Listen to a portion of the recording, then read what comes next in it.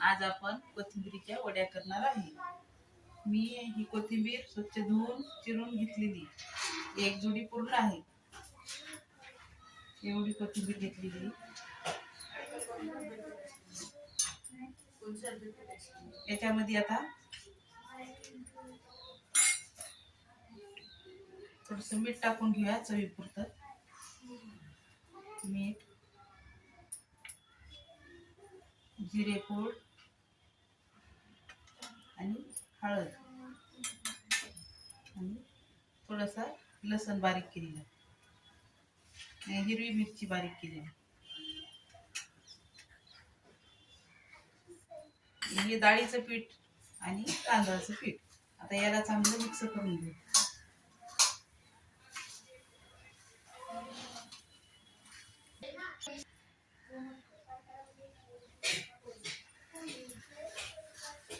आता हे मिक्स करून घेतलं।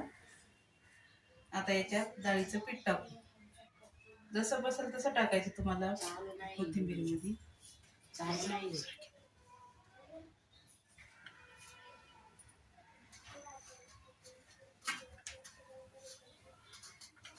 आणि हे 2 चमचे तांदळाचं पीठ आहे।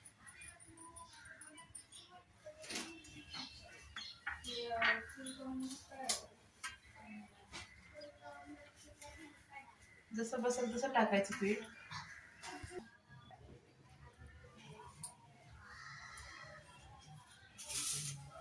आता हे पीठ आपलं मळून झाले।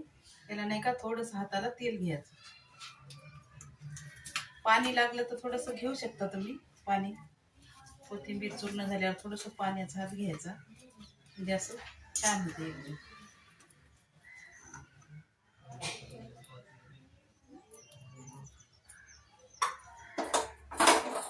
तोपर्यंत आपण गॅस पेटून घेऊ। असं मी पाणी ठेवलं याच्यात आणि याला थोडं तेल लावून घेऊ। आता याची चाळणी ठेवून देऊ याच्यात। तोपर्यंत ही अशी करून घेऊया।